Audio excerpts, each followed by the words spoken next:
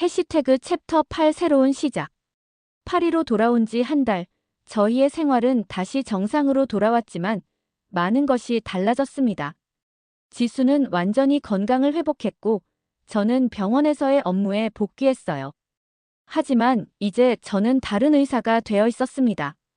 뒤부아 박사님, 한국에서 돌아오신 후 확실히 달라지셨네요.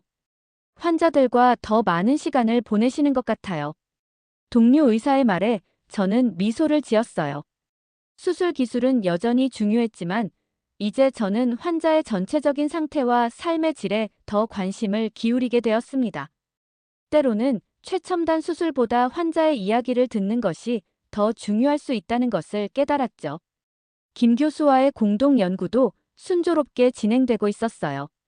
매주 화상 회의를 통해 프로젝트를 논의했고 첫 번째 임상 시험 계획을 세우고 있었습니다.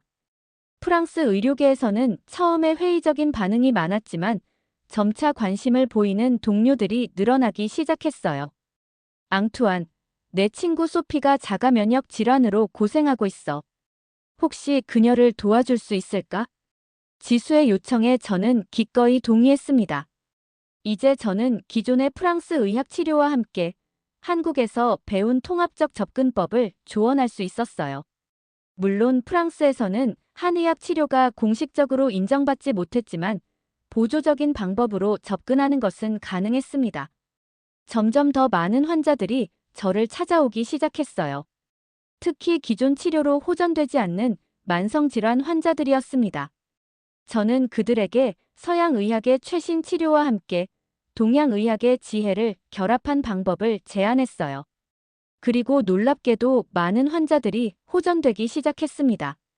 뒤부아 박사님의 접근법이 혁신적입니다. 병원 내에 통합의학센터를 만드는 것은 어떨까요? 병원장의 제안에 저는 큰 기대를 품게 되었습니다. 이것은 제가 꿈꾸던 방향이었어요. 지수 역시 이 프로젝트에 적극적으로 동참했습니다. 그녀는 다시 의학 통역사로서의 경력을 살려 한국과 프랑스 의료진 사이의 가교 역할을 맡았어요. 여보, 당신이 이렇게 변할 줄 몰랐어. 내 병이 우리 모두에게 축복이 되다니. 지수의 말에 저는 그녀를 꼭 안아주었습니다. 사실 제가 더 많은 것을 배웠고 더 나은 의사가 되었어요. 질병을 보는 것이 아니라 환자를 보는 법을, 그리고 치료는 단순히 약물이나 수술만이 아니라 몸과 마음의 균형을 되찾는 과정임을 깨달았습니다. 오늘도 저는 병원에서 환자들을 만나고 새로운 통합의학센터의 계획을 세우며 바쁜 날을 보냅니다. 때로는 한국의 김 교수에게 조언을 구하기도 하고 장인어른께서 보내주신 한약재에 대해 연구하기도 해요. 이제 저의 의학적 여정은 동양과 서양을 아우르는 더 넓은 세계로 확장되었습니다. 매일 밤 잠들기 전 저는 지수의 건강한 모습을 보며 감사함을 느낍니다. 그리고 생각해요. 만약 그녀가 아프지 않았다면 저는 평생 좁은 시야 속에 갇혀 있었을지도 모릅니다. 때로는 가장 큰 위기가 가장 값진 선물이 되기도 하는 법이죠. 앙투안, 내년에 우리 한국에 다시 가볼까? 지수의 제안에 저는 기쁘게 동의합니다. 이제 한국은 저에게 단순한 여행지가 아니라 제 의학적 여정의 중요한 부분이 되었어요. 두 세계의 지혜를 연결하는 다리가 되어 더 많은 환자들에게 희망을 전하는 것. 그것이 이제 제 삶의 새로운 사명이 되었습니다. 해시태그 챕터 1 운명의 만남. 저는 파리 생피에르 대학병원에서 근무하는 외과의사 앙투안 뒤부아입니다. 10년 전 외과 전문의 자격을 취득하고 심장혈관외과 분야에서 나름의 명성을 쌓아왔죠. 제 인생은 병원과 수술실을 오가는 단조로운 일상이었습니다. 그러던 어느 날 국제의학 컨퍼런스 참석차 서울을 방문하게 되었어요. 프랑스에서 오셨다고요? 서울에는 처음 방문하신 건가요? 컨퍼런스장에서 통역을 맡았던 지수와의 첫 만남은 제 인생을 완전히 바꿔놓았습니다. 완벽한 영어와 프랑스어를 구사하는 그녀의 지적인 매력에 첫눈에 반해버렸죠. 지수는 의학 통역사로 일하면서 한국과 서양의 의학 지식을 모두 갖추고 있었어요. 우리는 컨퍼런스 기간 내내 한국 의료 시스템과 문화에 대해 이야기를 나누었습니다. 한국의 의료 기술은 특히 특정 암 치료와 재생의학 분야에서 세계적인 수준이에요. 앙투안 박사님도 기회가 된다면 우리 병원들을 방문해 보셨으면 좋겠네요. 지수의 자국 의학에 대한 자부심이 인상적이었어요. 일주일간의 짧은 만남이었지만 돌아가는 비행기에서 저는 그녀에게 계속 연락하고 싶다는 마음이 들었습니다. 그렇게 우리는 이메일과 화상통화로 관계를 이어갔죠. 6개월 동안의 원거리 연애 끝에 저는 과감한 결정을 내렸어요. 파리에서의 직책을 잠시 비워두고 서울에서 3개월간 객원 교수로 일하기로 했습니다. 그 기간 동안 지수와 더 깊은 관계로 발전했고 결국 저는 그녀에게 청혼했죠. 앙투안, 정말 그렇게 해도 괜찮아? 당신의 커리어가. 지수는 걱정했지만 저에게는 이미 확고한 결심이 섰습니다. 우리는 서울에서 작은 결혼식을 올렸고 지수는 파리로 함께 돌아가기로 했어요. 그녀는 자신의 통역사 경력을 잠시 접고 새로운 나라에서의 삶에 도전하기로 결정했습니다. 파리에서의 생활은 처음에는 순탄했어요. 지수는 금방 프랑스 문화에 적응했고 저는 다시 병원에서 전문의로서의 위치를 굳건히 했습니다. 우리의 삶은 완벽해 보였죠. 하지만 결혼 3년째 예상치 못한 시련이 찾아왔어요. 지수가 갑자기 심한 두통과 현기증을 호소하기 시작했습니다. 처음에는 단순한 피로나 스트레스라고 생각했지만 증상이 점점 심해졌어요. 외과 의사인 저는 즉시 동료들에게 도움을 청했고 다양한 검사를 진행했습니다. 하지만 MRI, CT 스캔, 혈액 검사 등 모든 검사 결과는 정상이었죠. 그럼에도 지수의 상태는 계속해서 악화되었어요. 진단의 벽. 뇌 스캔 결과는 정상이네요. 다른 원인을 찾아봐야 할 것 같습니다. 동료 신경과 전문의 필립의 말에 저는 좌절감을 느꼈습니다. 의학적 지식과 인맥을 총동원했지만 지수의 상태는 여전히 미스터리였어요. 두통과 어지럼증에 이어 이제는 시력 저하와 간헐적인 의식 혼미까지 나타났습니다. 아내의 고통을 지켜보는 것은 제게 엄청난 고통이었죠. 앙투안, 나 괜찮아질 거야. 너무 걱정하지 마. 지수는 항상 저를 안심시키려 했지만 의사로서 저는 그녀의 상태가 점점 위험해지고 있다는 것을 알고 있었어요. 파리의 유명한 병원들을 모두 찾아다녔지만 어디에서도 명확한 진단을 내리지 못했습니다. 몇몇 의사들은 심리적 요인이나 스트레스 때문일 수 있다고 제안했지만 저는 그럴 리 없다고 확신했죠. 여보, 혹시 한국에 가서 검사를 받아보는 건 어떨까? 어느 날 지수가 조심스럽게 제안했을 때 저는 잠시 망설였습니다.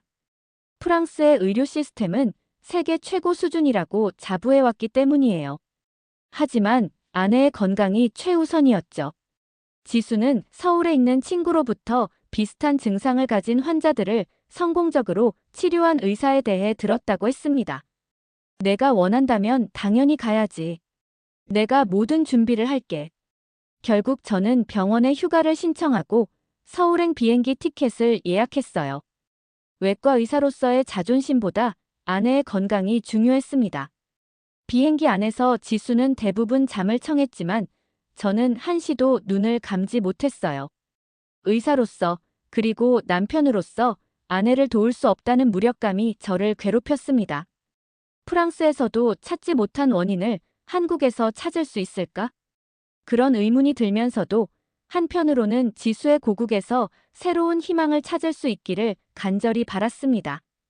때로는 의학이 문화와 관점에 따라 다른 접근법을 제시할 수 있다는 것을 인천공항에 도착하자마자 지수의 부모님이 우리를 맞이해 주셨습니다. 처음 뵙는 장인어른과 장모님은 걱정스러운 표정 속에서도 따뜻하게 저를 맞아주셨어요. 지수의 상태를 보고 놀라시면서도 그분들의 눈에서는 묘한 희망이 보였습니다. 뒤부아 박사님, 우리 지수가 여기 와서 좋은 치료를 받을 수 있을 거예요. 장인어른의 확신에 찬 목소리는 저에게 이상하게 안심이 되었습니다. 다음 날 아침, 우리는 서울 강남의 한 종합병원을 찾았어요. 김진호 교수는 신경외과 전문의로 국제적으로도 명성이 높은 의사였습니다. 그는 저의 직업을 알고는 동료 의사로서 친절하게 맞아주었어요. 뒤부하 박사님, 지수 씨의 증상을 자세히 들어보겠습니다. 프랑스에서 어떤 검사들을 했는지도 알려주시면 도움이 될 것 같네요. 김 교수는 저와 의학적 용어로 소통하면서도 환자인 지수에게 더 많은 질문을 했습니다. 특히 그녀의 생활 습관과 가족력, 어린 시절 병력까지 꼼꼼하게 물어보았어요. 프랑스에서는 크게 중요하게 여기지 않았던 질문들이었죠. 이어진 검사는 프랑스에서 했던 것들과 비슷했지만 추가적으로 특수 염색약을 사용한 뇌 단층 촬영과 유전자 검사까지 진행되었습니다. 특히 놀라웠던 것은 한의학적 진단을 위해 별도의 한의사가 참여했다는 점이었어요. 뒤부하 박사님, 저희는 서양 의학과 한의학을 통합적으로 접근하는 경우가 많습니다. 때로는 현대 의학으로 발견하지 못하는 것들을 전통적 방법으로 찾아내기도 하니까요. 처음에는 회의적이었지만 과학자로서 열린 마음을 유지하려 노력했습니다. 3일간의 집중적인 검사 후 김 교수는 우리를 사무실로 불렀어요. 지수 씨는 매우 희귀한 자가면역 뇌질환인 자가면역성 뇌염의 변종을 앓고 있는 것 같습니다. 일반적인 검사로는 발견되지 않는 유형이죠. 김 교수의 말에 저는 충격을 받았습니다. 자가면역성 뇌염이라면 왜 프랑스의 검사에서 발견되지 않았을까요? 제 표정을 읽은 듯 김 교수는 친절하게 설명을 이어갔어요. 이 변종은 최근 한국과 일본에서 몇 차례 보고된 사례입니다. 아시아계 유전자를 가진 사람들에게서 주로 나타나는 특성이 있어요. 그래서 유럽의 의료진에게는 아직 익숙하지 않을 수 있습니다. 그 순간 저는 의학에도 문화적, 인종적 차이가 존재한다는 사실을 다시 한번 깨달았습니다. 제 아내의 병이 프랑스에서 진단되지 못한 것은 단순히 의료 수준의 차이가 아니라 관점의 차이였던 거죠. 통합의학의 시작. 치료 계획은 두 가지 방향으로 진행하려고 합니다. 일단 면역억제제와 스테로이드 요법으로 염증을 줄이고 동시에 한의학적 접근을 통해 몸의 균형을 회복시키는 거죠. 김 교수의 설명을 들으며 저는 약간의 의구심을 느꼈습니다. 서양 의학의 정통 훈련을 받은 외과 의사로서 한의학에 대한 과학적 검증에 항상 의문을 가져왔기 때문이에요. 하지만 지수의 눈에서 보이는 희망의 빛을 보며 저는 제 고정관념을 잠시 접어두기로 했습니다. 한약과 침술이 정말 효과가 있을까요? 제 조심스러운 질문에 김 교수는 미소 지었어요. 뒤부하 박사님, 저도 처음에는 회의적이었습니다. 하지만 수년간의 임상 경험에서 특정 질환들, 특히 자가면역 질환에서는 통합적 접근이 놀라운 결과를 보여주더군요. 과학적 데이터도 점점 쌓이고 있고요. 그는 제게 몇 가지 연구 논문을 보여주었습니다. 실제로 한의학적 치료가 면역 체계 조절에 도움이 된다는 연구 결과들이 있었어요. 의사로서 저는 증거에 기반한 접근을 중요시했기에 이런 자료들은 저에게 어느 정도 안심이 되었습니다. 치료는 즉시 시작되었어요. 지수는 오전에는 현대의학적 치료를, 오후에는 한의원에서 침 치료와 한약 복용을 병행했습니다. 처음 며칠간은 별다른 변화가 없었지만 일주일이 지나자 지수의 두통 빈도가 조금씩 줄어들기 시작했어요. 앙투안, 오늘은 어제보다 머리가 덜 아파. 뭔가 달라진 것 같아. 지수의 말에 저는 조심스러운 희망을 품기 시작했습니다. 의사로서 저는 플라시보 효과의 가능성도 고려했지만 객관적인 혈액 검사 결과에서도 염증 수치가 감소하는 것을 확인할 수 있었어요. 2주차에 접어들면서 저는 김 교수의 권유로 지수의 한의학 치료에도 함께 참여하기 시작했습니다. 박 선생님이라는 한의사는 저에게 경혈점과 기의 흐름에 대해 설명해 주었어요. 처음에는 낯설고 이해하기 어려웠지만 점차 그들의 접근법에 논리가 있다는 것을 깨닫기 시작했습니다. 서양 의학은 질병을 적극적으로 공격하는 전략이라면 한의학은 몸의 자연 치유력을 높이는 방식입니다. 두 가지가 만나면 시너지가 생기죠. 박 선생님의 설명은 의학적 관점을 넓히는 계기가 되었어요. 제가 알던 의학 지식과는 다른 패러다임이었지만 분명 그 안에는 수천 년간 축적된 지혜가 있었습니다. 무변화의 순간들. 치료 3주차에 접어들면서 지수의 상태에 눈에 띄는 변화가 나타났습니다. 두통의 빈도와 강도가 확실히 줄어들었고 시력 문제도 개선되기 시작했어요. 무엇보다 그녀의 얼굴에 다시 활기가 돌아오는 것을 볼 수 있었습니다. 앙투안, 오늘은 공원에 산책하러 가고 싶어.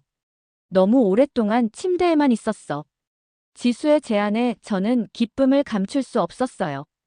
한 달 전만 해도 걷는 것조차 힘들어했던 그녀가 이제는 외출을 하고 싶어 한다니 놀라운 발전이었습니다. 장인 어른과 장모님은 지수의 회복에 눈물을 흘리셨죠. 그분들은 매일 병원을 오가며 한국 음식을 가져다 주셨고 그것 또한 지수의 회복에 도움이 되었다고 믿었습니다. 처음에는 미신처럼 느껴졌지만 식이요법이 면역 체계에 미치는 영향에 대해 알게 되면서 저도 그들의 지혜를 존중하게 되었어요. 뒤부하 박사님, 지수의 회복 속도가 예상보다 빠릅니다. 면역 수치가 놀라울 정도로 안정되고 있어요. 김 교수의 말에 저는 깊은 감사함을 느꼈습니다. 동시에 의사로서의 호기심도 커졌어요. 왜 이런 통합적 접근이 효과적인지, 어떤 메커니즘으로 작용하는지 이해하고 싶었습니다. 제가 치료 과정을 자세히 배울 수 있을까요? 프랑스로 돌아가면 이런 접근법을 연구하고 싶습니다. 김 교수는 기꺼이 저를 병원의 통합의학 프로그램에 초대해 주었어요. 저는 낮에는 지수와 함께 시간을 보내고 밤에는 의료진과 함께 통합의학에 대해 공부했습니다. 서양의학과 동양의학이 어떻게 상호 보완적으로 작용할 수 있는지, 특히 자가면역 질환 치료에서 어떤 시너지를 만들어내는지 배우기 시작했어요. 한국에 머무는 동안 저는 많은 환자 사례를 접했습니다. 암 환자들이 화학요법과 함께 한약을 복용하며 부작용을 줄이는 경우, 만성 통증 환자들이 침수를 통해 약물 의존도를 낮추는 사례 등 다양한 성공 스토리를 보았어요. 이것은 제 의학적 세계관을 완전히 바꾸는 경험이었습니다. 앙투안, 너의 열린 마음이 자랑스러워. 많은 서양 의사들은 자신들의 방식만 고집하는데 지수의 말에 저는 겸손한 마음이 들었어요. 의사로서 환자를 위한 최선의 방법을 찾는 것이 제 사명임을 다시 치료 2개월 차에 접어들면서 지수의 상태는 거의 정상으로 돌아왔습니다. MRI 검사에서 뇌의 염증이 현저히 감소했고 그녀의 증상은 대부분 사라졌어요. 아직 완전한 치유까지는 시간이 더 필요했지만 우리는 이제 희망을 넘어 확신을 가질 수 있었습니다. 지수 씨의 회복은 정말 놀랍습니다. 저희도 이 사례를 의학 저널에 발표하고 싶을 정도예요. 김 교수의 제안에 지수는 기꺼이 동의했어요. 다른 환자들에게도 도움이 될 수 있다면 그녀의 경험을 공유하고 싶다고 했습니다. 저 역시 이 사례를 프랑스 의료계에 소개하고 싶었죠. 병원에서의 치료와 함께 저는 한국의 의료 시스템에 대해 더 깊이 알아가고 있었습니다. 프랑스와는 다른 보험 체계, 환자 중심의 진료 문화, 그리고 무엇보다 전통과 현대가 공존하는 의학적 접근법이 인상적이었어요. 앙투안, 당신이 이렇게 우리 문화와 의학에 관심을 갖다니 기뻐. 처음에는 걱정했거든. 지수의 말에 저는 미소 지었습니다. 사실 처음에는 저도 한국의 의료 시스템에 대해 의구심이 있었어요. 하지만 지금은 오히려 많은 부분에서 배울 점이 있다고 생각하게 되었습니다. 특히 환자를 바라보는 전체적인 시각이 인상적이었어요. 서양 의학은 종종 질병만 보고 환자의 전체적인 상황을 간과하는 경향이 있었습니다. 하지만 한국의 통합의학은 신체적 증상뿐만 아니라 정신적, 환경적 요소까지 고려했죠. 뒤부하 박사님, 의학은 결국 인간을 위한 것입니다. 때로는 우리가 알고 있는 지식의 경계를 넘어설 용기가 필요하죠. 김 교수의 말이 저에게 깊은 울림을 주었어요. 저는 제 자신이 얼마나 좁은 시각으로 의학을 바라보고 있었는지 깨달았습니다. 심장 수술만 전문으로 하다 보니 인간의 몸과 마음이 얼마나 복잡하게 연결되어 있는지 잊고 있었던 거죠. 지수가 점점 건강을 되찾아가는 모습을 보며 저는 의사로서 새로운 사명감을 느꼈습니다. 프랑스로 돌아가면 통합의학적 접근을 연구하고 가능하다면 제 병원에도 도입하고 싶었어요. 물론 많은 도전과 저항이 있겠지만 치료 3개월 차, 김 교수는 지수가 이제 프랑스로 돌아가도 좋을 만큼 안정되었다고 판단했습니다. 주기적인 검진과 약물 복용은 계속해야 했지만 이제 정상적인 일상생활로 복귀할 수 있게 되었어요. 지수 씨, 앞으로도 6개월간은 면역 억제제를 줄이면서 복용하셔야 합니다. 그리고 한약도 함께 유지하는 것이 좋겠어요. 저와는 원격으로 상담을 계속할 수 있도록 준비해 두었습니다. 김 교수의 상세한 설명에 저희는 깊이 감사드렸습니다. 지수의 부모님은 우리의 귀국 소식에 아쉬워하시면서도 딸이 건강을 되찾은 것에 기뻐하셨어요. 장모님은 특별히 프랑스에서도 복용할 수 있는 한약을 충분히 준비해 주셨습니다. 앙투안, 우리 딸을 잘 부탁해요. 그리고 당신도 우리 아들이나 다름없으니 건강 챙기세요. 장인어른의 따뜻한 말씀에 저는 깊은 감동을 받았습니다. 한국에 머무는 동안 저는 단순히 의학적 지식뿐만 아니라 가족의 의미와 따뜻함도 배워갔어요. 귀국을 앞두고 저는 김 교수와 함께 연구 계획을 세웠습니다. 프랑스와 한국의 의료진이 공동으로 자가 면역 질환에 대한 통합의학적 접근법을 연구하는 프로젝트였어요. 이것은 제가 한국에서의 경험을 프랑스에 가져가는 첫 번째 단계였습니다. 듀부아 박사님의 열정이 이 분야에 새로운 바람을 일으킬 거라고 믿습니다. 서양과 동양 의학이 만나면 우리는 더 많은 환자들을 도울 수 있을 거예요. 김 교수의 격려에 저는 결연한 의지를 다졌습니다. 이제 제 의학적 여정은 새로운 방향으로 나아갈 것이었어요. 심장 수술만큼이나 통합의학에 대한 열정이 생겼고 이 두 세계를 연결하는 다리가 되고 싶었습니다. 출국 전날 밤 지수와 저는 한강공원을 산책했어요.